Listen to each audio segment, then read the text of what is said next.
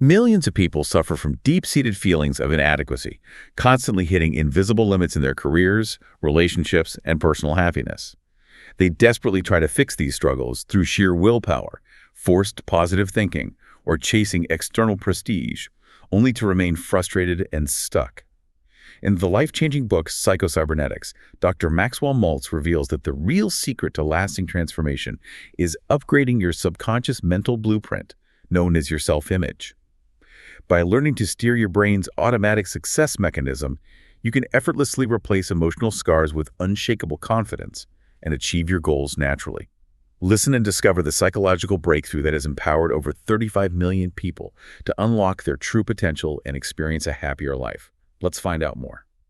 It's fantastic to be here. You know, we cover a lot of psychology and self-improvement on this show, but this book, I mean, this really is the grandfather of them all. It's a classic. It was published back in 1960, and almost every major guru since then, you know, the Tony Robbins and Zig Ziglars of the world, they all borrowed heavily from Dr. Maxwell Maltz. It really is like the source code for modern personal development. But what I honestly love about it is the backstory. Because when I first saw the title Psycho-Cybernetics... It sounds a bit sci-fi, right? Exactly. It sounded like a sci-fi thriller or something. Maybe, you know, robots taking over the world. But the actual origin of the work is, it's medical. It is, and that's the twist that gives this entire philosophy so much credibility. Dr. Maxwell Maltz wasn't some psychologist sitting in an armchair theorizing about the id and the ego. He was a plastic surgeon. Right, a guy actually working with physical changes? Exactly. He was in the operating room physically changing people's faces, fixing noses, removing prominent scars, performing facelifts. He was dealing with the tangible physical reality of a person's appearance. Right, and that's where the mystery sort of began for him. Yeah. Because you'd think logically if someone has a physical feature they absolutely hate, something they genuinely believe is ruining their entire life, and you surgically fix it, they should be happy. Right. Problem solved. That is the logical assumption. And for many of his patients, that is exactly what happened. The bandages came off, they saw a beautiful new profile in the mirror, and their whole personality transformed. The shy, retiring woman suddenly became the life of the party. The guy who was terrified to speak up at work became a top salesman. Maltz actually called that the magic of the scalpel, if I remember correctly. Did, yeah. But then there was the other group, and these were the patients that kept him up at night. This is where the whole cybernetics thing starts to creep in, right? Precisely. Because there were patients who had a technically perfect surgery. The scar was completely gone. The nose was mathematically perfect. But they would look in the mirror and say, I look exactly the same. Wow. Even with a completely new face. Even then. Or sometimes they would admit the physical change happened, but they still felt ugly. They still acted exactly like the person with the severe scar. Their entire personality remained frozen in that previous insecurity. That is so fascinating and honestly a little terrifying. Yeah. Because it implies that the physical reality doesn't really matter as much as we think it does. It implies that we don't just have a physical face. We have what he called a spiritual face, or an inner mental portrait of ourselves. Maltz realized he was treating the outer scars, but he hadn't even touched the inner scars. And that led to his massive discovery that every single one of us carries a mental blueprint. The self-image. The self-image, exactly. And this blueprint acts like an invisible ceiling. You can never, ever outperform your own self-image. Okay, so let's really dig into this idea of the self-image, because I think people hear that term today and they just think it means having an ego or liking yourself. But Maltz means something much, much more specific, doesn't he? He does. Think of the self-image as a set of coordinates that you've permanently programmed into a computer. It is the accumulation of every single belief you have about yourself. Things like, I am the type of person who is bad at math, or I am awkward at parties, or even I am a victim of circumstance. And these just build up over time. Exactly. They form from past experiences, childhood humiliations, maybe a teacher who told you to stop singing because you were off key, or a parent who praised a specific trait. And here's the golden key. Once a belief is accepted by your mind and put into that mental picture, it becomes absolute truth to you. You do not question it, you just act on it. And the kicker is that you literally must act on it right. Like you have no choice. You cannot act otherwise. This is the crucial point of the whole book. Maltz argues that your nervous system is essentially a mechanism designed to prove your self-image right. It demands consistency. So if you see yourself as a failure, your subconscious will literally sabotage your success just to keep you consistent with that blueprint. Perfectly stated. That explains the imposter syndrome so many high achievers feel. They get the big promotion, but inside their blueprint says, I'm just a fraud, and sooner or later they're going to find out. And what happens then? They subconsciously start making mistakes. They miss crucial deadlines. They become overly defensive in meetings. They essentially self-destruct until they are right back down to the level where they feel comfortable, which is the level of a failure. It's exactly like a thermostat. Oh, I love the thermostat analogy from the source material. Break that down for everyone listening because it makes it so clear. So imagine a room with a thermostat set to 70 degrees.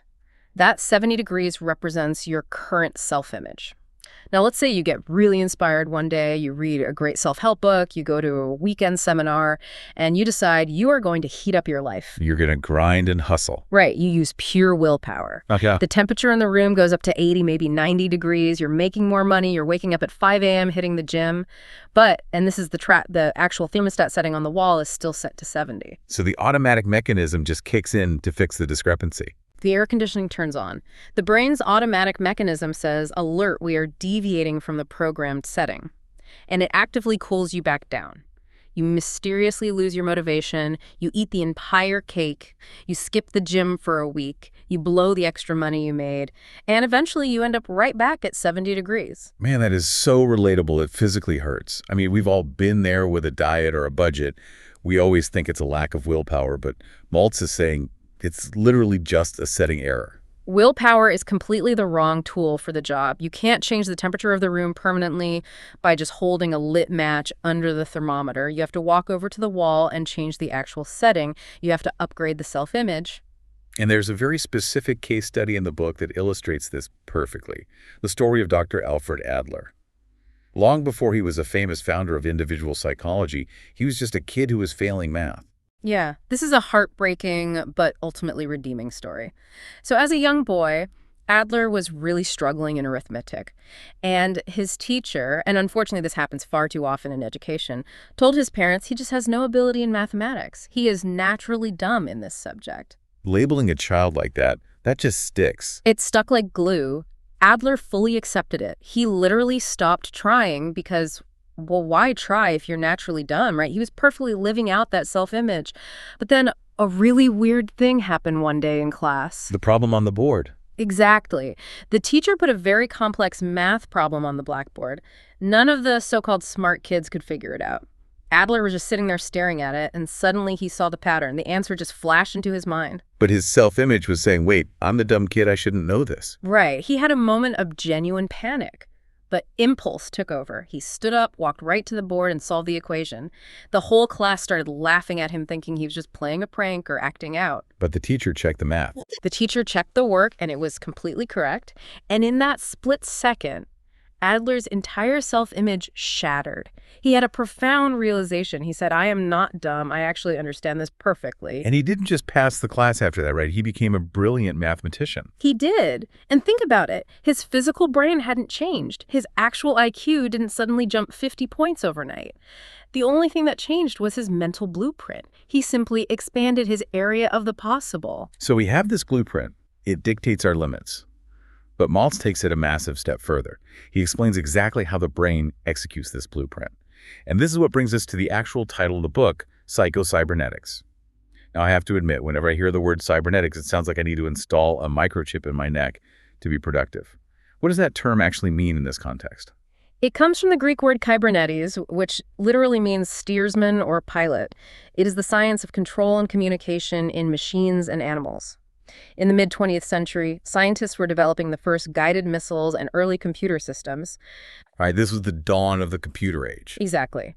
And they realized that for a machine to be intelligent, for it to reliably hit a moving target, it needed a very specific feedback loop. Maltz looked at all this cutting-edge science and had an epiphany. He said, wait a minute, the human brain and nervous system work exactly the same way. So are we saying human beings are just machines? Because that feels a little cold and deterministic. No, and Maltz is very, very clear on this distinction. He says the human mind is the operator, but the brain and the nervous system are the machine, what he calls a servo mechanism that the mind uses. Okay, that makes sense. Yeah. So it's like, I am the pilot sitting in the cockpit, and my brain is the autopilot computer. That is the perfect analogy. You are not the machine. You are the one programming the machine. So how does this internal computer actually hit a goal? How does it navigate? Let's look at the guided missile analogy because it's brilliant. When you program a missile to hit a target, say an enemy ship out in the ocean, does that missile fly in a perfectly straight geometric line? I mean, I would assume so. Yeah. The shortest distance between 2 points is a straight line, right? Actually, no. It practically never flies straight. It zigzags the entire way. It has a forward sensor that detects the target. If the missile drifts a little too far to the right, the sensor picks up that error. So it realizes it's off course. Right.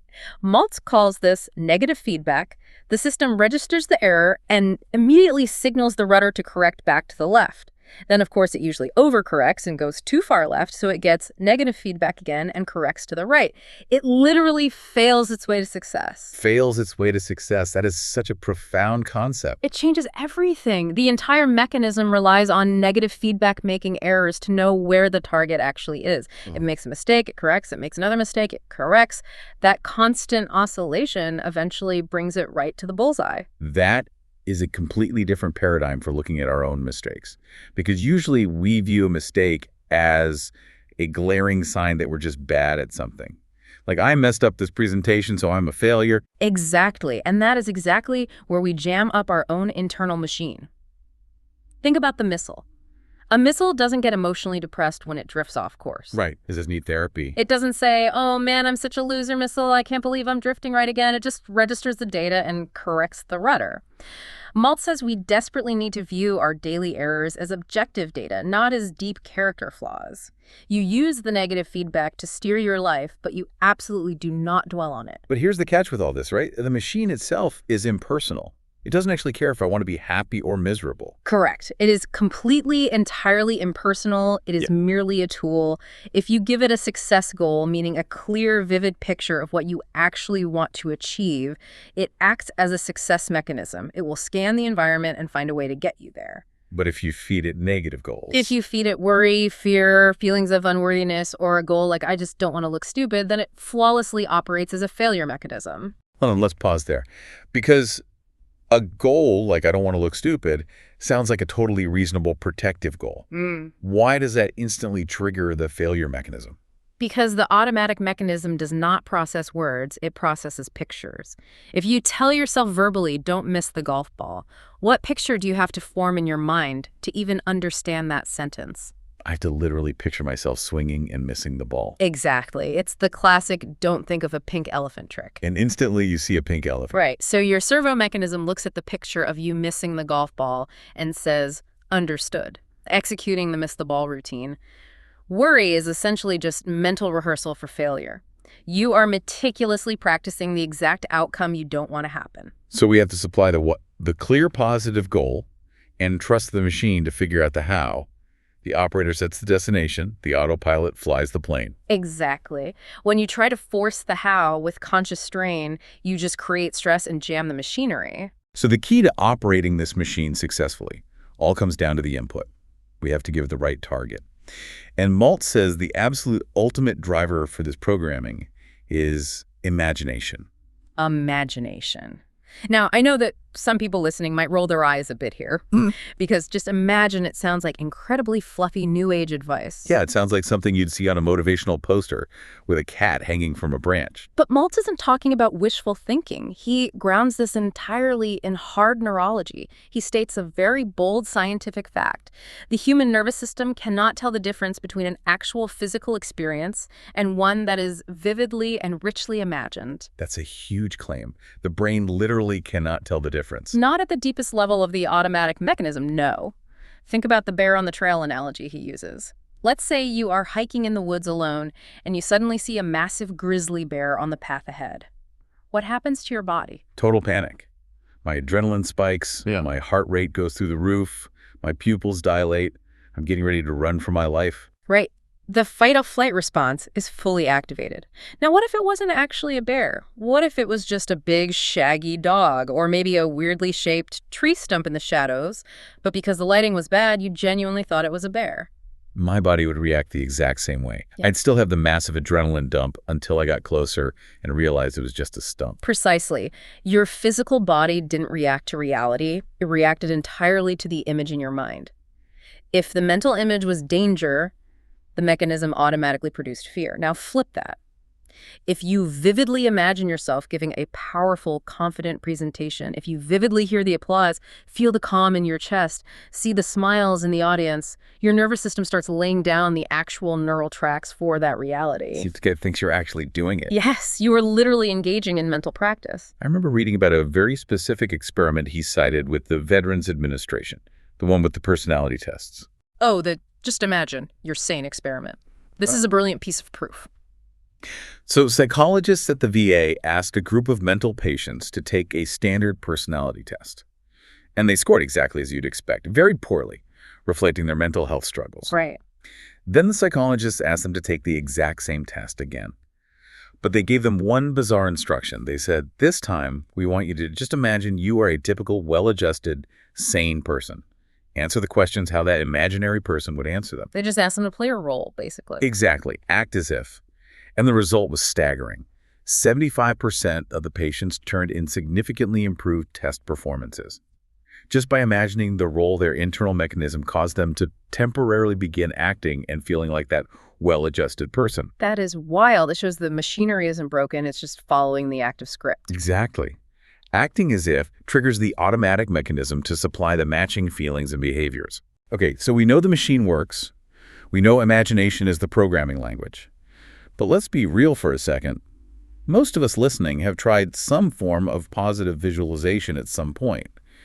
We've done the vision boards, we've imagined the success, but we still feel totally stuck. Why is that? And I think this leads into what Maltz calls dehypnotizing ourselves. This is a really crucial section of the deep dive, because Maltz argues that we are all quite literally hypnotized right now. We don't need a guy swinging a pocket watch in front of our eyes. We have already been hypnotized by the negative ideas and false beliefs we accepted from others without question. Usually when we were kids, right? Almost always. Things like, you're too clumsy, you're not creative, you're bad with money. We accepted these suggestions just like a hypnotized subject on a stage accepts the suggestion that they are a chicken. And once you deeply believe you're a chicken, you're going to cluck. You cluck. And no amount of sheer willpower will stop you from clucking until you actually break the hypnotic trance. There is a really powerful story in the foreword of the newer editions of the book that perfectly illustrates this. The story of Matt Fury. Oh yeah, Matt Fury. He's actually the president of the Psycho-Cybernetics Foundation now. He's the guy who really kept Maltz's work alive for the modern era. His personal case history is fascinating because he was a champion wrestler. He trained with literal Olympic legends. By any objective metric, he was elite. But inside his head? Inside his head, he felt like an absolute failure. Why, though? He was literally winning matches. Because his self-image was rigidly set to failure. He focused obsessively on the few matches he did lose, or the fact that he wasn't the absolute undisputed #1 in his specific varsity slot. He carried this heavy failure feeling with him everywhere, even after he retired and started his business as a personal trainer. He had all the skills, but constantly felt he wasn't good enough. He had a great quote about that in the book, something about memories. Yes, he said, I realized I was rubbing my face in the manure of bad memories. Man, that is a graphic image. It's graphic, but it is exactly what we do. We replay our most embarrassing moments, our rejections, our failures in stunning 4K resolution over and over again. That is negative hypnotic programming. We are actively reinforcing the loser image. Fury realized he had to snap out of it. He realized he had to dehypnotize himself, he had to stop the mental rehearsal of failure and deliberately begin vividly reliving his successes. He had to change the diet he was feeding his mechanism. So how do we actually start this dehypnotization process for ourselves? Is it just standing in the mirror and shouting affirmations? No. In fact, Maltz warns that forced affirmations often fail completely because we don't actually believe them. If you scream, I am wealthy at the mirror, but deep down you feel incredibly poor, you just create internal conflict. Maltz says the absolute mandatory first step for change is physical relaxation. Wait, really? Physical relaxation? It sounds almost too passive to be effective. It sounds passive, but it's grounded in the law of reversed effort. This is a principle coined by Emile Coué. Basically, if you try to forcefully command your subconscious to change, it will aggressively fight back. How so? Give us an example of that reversed effort. Think about walking on a piece of wood. If I lay a wooden plank flat on the floor of your living room and ask you to walk across it, you do it easily, right? To walk in the park, no problem. Now, take that exact same plank of wood and suspend it 100 feet in the air between two tall buildings. Same plank, same physical task. Can you walk across it? Absolutely no way. My legs would freeze up. Why, though? Your conscious will is screaming walk, but your imagination is vividly picturing you falling to your death. And as Coué famously said, when the will and the imagination are in conflict, the imagination invariably wins the day. Wow. The harder you try with your willpower not to fall, the more tense you become and the more likely you are to actually fall. Tension literally locks up the automatic mechanism. So relaxing the body essentially unlocks the machine. Yes. Beliefs are initially formed without effort when we are young and suggestible. So they must be changed without effort. When you are physically relaxed, when your muscles are loose and your breathing is deep, your conscious guard drops. The inner critic standing at the door of your mind takes a coffee break. And that is the exact moment you can gently slip a new mental picture into the mechanism. So relaxation is the gateway. We relax and then we visualize. But what happens when we're just going about our day? We're out of our meditation session, we're at work, and those negative thoughts just pop up. Can't do this, my boss thinks I'm an idiot, I'm going to fail. How do we handle the glitch in real time? This brings us to a major tool in the book, the power of rational thinking. Maltz was a huge advocate for using pure logic as a weapon to clear out the junk data. He totally dispels the myth that conscious logic cannot change the unconscious mind. Because the unconscious is just processing data, right? Exactly. The automatic mechanism merely processes whatever data you feed it. If you feed it new, objectively true data, it has to change its output. And he references a specific method for this, the Bertrand Russell method. Yes, Bertrand Russell was a famous philosopher and mathematician who actually conquered his own... It's essentially demanding hard evidence from your own insecurities. Yes. But Maltz adds one vital ingredient here. It can't just be cold, dry logic. Rational thought must be accompanied by deep feeling and desire to displace the old negative belief. You actually have to get mad at the negative belief. Get mad. Yes, indignation acts as a powerful liberator. If a scam artist walked up to you on the street and tried to pickpocket your wallet, you wouldn't just stand there and politely say, oh, well, maybe I should let him take my money. I'd be furious. I'd yell at him to get away. Exactly. Maltz says you need to get furious at your own negative thoughts. Treat them like the intruders they are. They are robbing you of your joy and potential. Tell them, get out of my head, you are a lie. I really like that. Anger can be a highly productive fuel for change if it's directed at the internal limitation and not at yourself or other people. Precisely. And this ties into Prescott-Leckie's theory of consistency, which Maltz references. Leckie proved that ideas are not changed by pure willpower, but by introducing other contradictory ideas. How does that work in practice? Well, the personality system constantly seeks internal consistency. If a deep belief says, I am a coward, but you systematically prove to yourself through logic and action that I am a person of dignity, the system faces a conflict. It cannot hold both. Since it prefers the idea of dignity, it will eventually reject the negative belief to restore consistency. It just overwrites the corrupted file. Exactly. So let's shift gears slightly to something we all fundamentally want but struggle to attain: happiness. Maltz has a very specific and refreshing take on this, because I think in modern culture we have happiness completely backwards. We always think success will eventually lead to happiness. Oh, absolutely. We constantly say, I'll be happy when I finally get that promotion. I'll be happy when I lose 20 pounds. I'll be happy when I get married. Maltz says this is a massive trap. Because it places happiness in the future. Right. He argues that happiness is not a reward to be earned after a lifetime of hard work. It is a state of mind that you actively practice in the present. He quotes Dr. John A. Schindler's definition, which is brilliantly simple.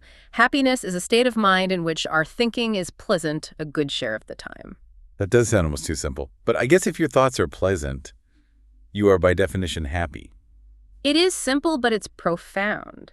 He also points out that happiness is a physiological necessity. It is tied to the life instinct. When we are happy, our internal organs literally function better. We heal faster from illness. We think much more clearly. And he specifically says unhappiness is not a virtue. Yes, there's this weird cultural martyrdom where we think suffering makes us noble. Maltz says being miserable does not make you a better person, it just makes you miserable. So if it's not a future reward, but a present state, how do we actually acquire it? Because he calls it the habit of happiness. He treats habits like garments worn by the personality. Just like you can choose to wear a blue shirt instead of a gray one, you can choose to wear the garment of happiness. He suggests implementing a daily practice to build this habit. What does that daily practice look like? First thing in the morning, you start the day with a conscious verbal decision. You say to yourself, I am beginning the day in a new and better way. You literally set the intention. Setting the thermostat right off the bat. Exactly. Second, he says you need to practice consciously smiling at least 3 times a day. I know that sounds a little cheesy to some people. It sounds totally cheesy, but physically smiling sends a powerful neurological signal of safety and well-being back to your servo mechanism. It breaks the tension loop. The third part of the daily practice is reacting as calmly and intelligently as possible to problems instead of flying off the handle. And the fourth part, which is my absolute favorite concept in the whole book, selective ignorance. Selective ignorance is brilliant. It means deliberately choosing to ignore pessimistic facts that you absolutely cannot change. Give me an example of that. Say you wake up and it's pouring rain and you have a long commute. The rain is a fact. But focusing all your attention on, it's such a gloomy, terrible day. My commute is going to be a nightmare that ruins your internal mood. Maltz says use selective ignorance. Ignore the weather. It is a negative fact outside your control. Focus your attention entirely on something pleasant you can control, like the audiobook you're going to listen to on the drive. It's not about being delusional and pretending it's sunny. It's just elite focus management. Perfectly said. You manage what you focus on. And Maltz says to commit to this daily practice for 21 days. Ah, the famous 21-day rule. This is where that originated, right? This is the exact origin of it. When Maltz performed a physical amputation, he noticed the patient would continue to feel a phantom limb for about 21 days before the brain finally accepted the new reality. Wow. He saw the same thing with facial surgeries. It took patients about 3 weeks to mentally get used to their new face in the mirror. He theorized that it takes roughly 21 days for a new mental image to firmly gel in the nervous system. So the takeaway is, don't try this happiness habit for 2 days. Say it doesn't work and quit. Give it the full 21 days for the mechanism to update. Exactly. Give the programming time to compile. I think that's incredibly actionable for anyone listening. 21 days is totally manageable. Now let's get into the real diagnostics of the book. Maltz gives us 2 incredible acronyms to help diagnose the health of our self-image. The first outlines the healthy traits and spells out SUCCE. Let's really walk through these because they act like a map for the personality. Let's do it. These are the specific ingredients you want to actively cultivate in your self-image. The first S stands for sense of direction. Sense of direction, meaning we need goals. Yes. Human beings are fundamentally goal-striving mechanisms. Maltz compares us to a bicycle. A bicycle only maintains its balance when it is moving forward. If you stop pedaling and stand still, you wobble and fall over. That makes total sense. Without a target, the mechanism just spins out. You need a project, a target, something meaningful to wake up for regardless of your age. The U stands for understanding. Understanding. How does he define that? Understanding means the ability to see the absolute truth and separate facts from feelings. Fact from feeling. Yeah. So if I mess up a project at work, the fact is the project failed. Right. The fact is the project failed. The feeling or the false opinion is, I am a fundamental failure as a person. Understanding is acknowledging the mistake without accepting the toxic shame. That is a crucial distinction. Yeah. Okay, moving on, the first C is courage. Courage is a big one. Maltz says you have to have the courage to actually bet on yourself. You have to be willing to take action before you are 100% sure of the outcome. Which is terrifying for perfectionists. It is, but most people wait around forever for total certainty, and total certainty never arrives. The success-type personality calculates the risk and then steps into the unknown. They act. Because action is what generates the negative feedback needed to steer. Exactly. If you don't move, you get no feedback. The second C is compassion. Compassion for others. Yes. Successful people are rarely misanthropes. If you constantly view other people as enemies, competitors, or nuisances, you isolate yourself. And Maltz makes a really interesting psychological point here. He says that people who judge others the most harshly are usually judging themselves even worse internally. So having compassion for others is actually a reflection of self-acceptance. Precisely. They are inextricably linked. The E stands for esteem. Self-esteem. It simply means visualizing yourself as a person of inherent worth. You cannot chronically treat yourself like a doormat and expect the world to treat you like royalty. You have to genuinely view yourself as valuable property. Treat yourself like someone you are responsible for helping. Exactly. The next S is self-confidence. Now, how does he define confidence? Because that's a buzzword. Maltz defines confidence purely as a memory game. That's all it is. Confident people have trained themselves to vividly remember their past successes and quickly forget their failures. And insecure people do the exact opposite. Insecure people obsessively remember their failures and completely discount their successes. Building self-confidence means consciously choosing which memories you allow to replay in the theater of your mind. And the final S in the acronym. Self-acceptance. This is the capstone of the whole success personality. You have to deeply accept the actual you, not the idealized, fictitious, perfect you that you wish you were. The real you with all the flaws. The real you with the warts, the quirks, the occasional bad temper, the mistakes. You have to make peace with that specific person. Maltz says you can't improve a car if you refuse to even look at it and acknowledge it has a flat tire. Right, you have to accept the flat tire exists before you can patch it. Accept the reality of yourself, then work to improve it. That SUCCESS list is such a solid foundation. But now we have to flip the coin and look at the dark side. The warning signs that our mechanism is drifting off course. And naturally, he uses the acronym FAILURE. Yeah, these are the red warning lights on the dashboard of your mind. The F stands for frustration. Frustration usually happens when we feel deeply blocked or defeated. It means we are trying to force a result using sheer conscious willpower rather than trusting the automatic mechanism. It's like emotionally grinding the gears of a car. Exactly. The A stands for aggressiveness. But I thought being aggressive in business or sports was a good thing. It can be if it's directed at a problem. But Maltz is talking about misdirected aggressiveness. The failure-type personality takes that intense aggressive energy and uses it to attack other people. Ah, I see. Like snapping at your spouse at dinner because you're actually mad at your boss. Exactly. The energy is bleeding out in the wrong direction. The I is for insecurity. The feeling of never being quite enough. Right. It's living with the constant exhausting feeling that you have to somehow prove your worth to everyone around you every single day. The L stands for loneliness. Now, how is loneliness different from just enjoying being alone? Oh, it's very different. Solitude is a healthy choice to recharge. Loneliness, as Maltz defines it, is a deep, painful feeling of being cut off from humanity. It's a bitter me against the world mentality that alienates you from support. That sounds incredibly isolating. The U is for uncertainty. Uncertainty leads straight to paralysis. The fear of making a mistake becomes so overwhelmingly high that you just do absolutely nothing. And as we said earlier, doing nothing means no feedback, so you can't succeed. Doing nothing guarantees failure. The R is a big one, resentment. This is pure emotional poison.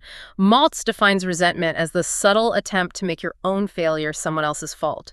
It absolutely consumes your mental bandwidth. It's like the old saying that holding a grudge is like drinking poison and expecting the other person to die. It is the perfect analogy. If you are desperately holding on to past resentments, you are actively jamming your success mechanism with old, useless garbage. It cannot function properly. And the final E. Emptiness. A total lack of enjoyment or zest for life. It usually creeps in when we stop having meaningful goals. We just start coasting through the days and the inner spirit starts to wither away. Okay, so if I'm listening to this and I realize, oh man, I am checking a lot of these failure boxes. I'm full of resentment. I'm frustrated. I feel empty. What do I do? Do I panic? Not at all. And this is where the dashboard analogy is so helpful. Think about driving a car. If you are cruising down the highway and the red oil light suddenly flashes on the dashboard, what do? I take notice of it. Right, you take notice. You don't pull the car over, pull out a hammer, and smash the dashboard in a panic. And you also don't just sit there staring at the red light crying about what a bad driver you are. You just view it as mechanical feedback. Exactly. You view the feeling of resentment or frustration as objective negative feedback. You say, okay, my internal oil is low. I have an error in my current setting. You address the issue. You practice forgiveness or adjust your goal. And then crucially, you look back through the windshield at the road ahead. You don't drive while staring down at the dashboard. Never. You focus on the destination. That brings us to a really deep and important topic in the later chapters, emotional scars. We talked a lot about physical scars at the beginning, but Maltz says emotional scars are what really age us and limit our potential. They make us thick-skinned, but in a very detrimental way. Right. We often say things like, oh, I'm just going to develop a thick skin so no one can ever hurt me again. But Maltz points out a tragic flaw in that strategy. A thick skin protects you from pain, yes, but it also completely stops you from feeling joy or genuine connection or love. You turn into an emotional clam. You're safe, but you're dead inside. Exactly. So Maltz says we urgently need to give ourselves an emotional facelift. We need to actively remove the emotional scar tissue we've accumulated. And the primary surgical tool for this emotional facelift is forgiveness. It is forgiveness. But Maltz takes a very pragmatic view of it. He isn't talking about forgiveness in some lofty, saintly, moral sense. He is highly practical. He says forgiveness is a scalpel. You use it to permanently cut out the dead, rotting tissue of the past from your own mind. So you don't forgive the person because they necessarily deserve it or earned it? No, you forgive them because you deserve to be totally free of them. As long as you harbor resentment towards someone, they are living rent-free in your mind. They are taking up processing power in your servo mechanism. So you forgive to evict them? You evict them, you cancel the debt so you can finally move on. Evict them. I love that. It frames forgiveness as ultimate self-preservation rather than just a favor to someone else. It is the ultimate act of self-interest. Okay, so let's say a listener has done the hard work here. They've defined their positive goal, they're utilizing imagination, they've relaxed, they've cleared out the emotional scars with forgiveness. Maltz talks about the ultimate result of all this, which is getting what he calls the winning feeling. This is like the holy grail for professional athletes, right? Oh, absolutely. Every athlete knows exactly what the winning feeling is. It's that magical sensation where you just know deep in your bones that you cannot miss the shot. The basketball hoop looks like an ocean. The golf ball looks huge. Everything flows effortlessly. But Maltz issues a major warning about this feeling. He does. He warns that you cannot consciously force this feeling to happen. This goes back to the thermometer metaphor again. Exactly. The feeling of success is the mercury in the thermometer. It only measures the heat. It does not cause the heat. You can't just clench your fists, squeeze your brain, and scream, I am going to feel like a winner today. That just creates tension. It creates tension, which jams the machine. So if we can't force it, how do we actually trigger this winning feeling when we need it? Like right before a big job interview or a presentation. You evoke it through the deliberate use of memory. This is a very specific, highly effective technique. You find a quiet place, you sit down, you relax your body, and you go back into your own mental timeline. You intentionally locate a specific moment from your past where you succeeded. Does it have to be a massive, life-changing success? Not at all. It doesn't have to be the day you won the Nobel Prize. It could be a time you successfully fixed a leaky sink, or a time you gave a really great heartfelt toast at your best friend's wedding, or even a time you played a great game of tennis. The scale of the success doesn't matter. Only the feeling matters. You recall that specific memory as vividly as possible. What did it look like? What did it sound like? But most importantly, recall the physical feeling of confidence, the feeling of total ease and capability. You immerse yourself in that past victory. Yes. And once you have that powerful feeling glowing vividly in your mind, you mentally carry it forward and inject it into the present moment. You overlay that feeling of past success onto the current task you are about to do. It's like you're jump-starting your current battery using the pure energy from a past success. That is the perfect analogy. You're simply reminding your automatic mechanism, hey, this is who we are, this is what we do, we succeed, just like we did back then. And the mechanism takes over. Wow. And as we start to wrap up this deep dive, I want to touch on the final chapter of the book. It's titled More Life in Your Years. Yeah. Because after reading all this, you realize this isn't just a book about making more money or being more productive at work, is it? No, not at all. Maltz was a doctor. He dealt with the physical realities of life and death. And he fundamentally believed that human beings are built for life. He referred to it again as the life instinct.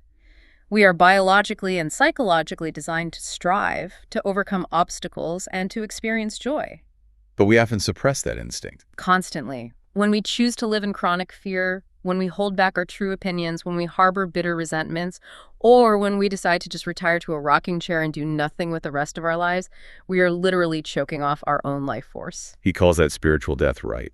Yes, spiritual death. And it usually happens long before physical death. The ultimate true goal of Psycho-Cybernetics is not just material success or a bigger bank account.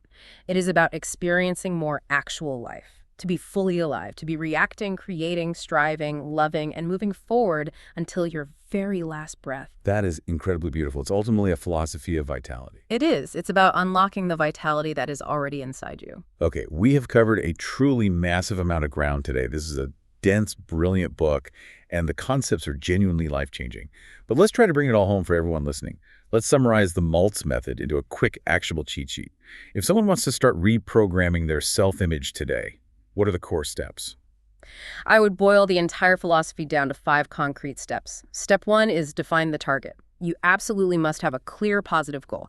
Remember, your internal circle mechanism cannot function without a coordinate to aim at. Give it a target. Yeah. Got it. Step 2. Step 2 is relax and trust. Stop consciously worrying about the exactly how. Your job is to supply the destination. Steer the ship, but let your deeply capable subconscious engine handle the RPMs. Do not jam the machine with anxious effort. Step 3. Step 3 is imagination. Dedicate just 15 minutes a day to quietly sitting down, relaxing, and vividly visualizing the successful end result as if it has already happened. Feel the relief and the joy of it. Practice the winning feeling. Step 4. Step 4 is dehypnotize. Catch your negative limiting beliefs in real time. Use rational, logical thinking to put them on trial. Demand evidence, and get legitimately mad at the thoughts that try to hold you back. Evict them. And the final step. Step 5 is act. You absolutely cannot steer a parked car. You must take physical action in the real world to generate the necessary negative feedback that will guide you to your goal. Move forward, make mistakes, correct your course, and keep going. You cannot steer a parked car. That is brilliant. I'm literally putting that on a sticky note on my monitor today. It's the absolute truth. You have to be in motion. Well, there's one final provocative thought I want to leave all of you listening with. It's something Maltz says right near the very end of the book that just profoundly struck me.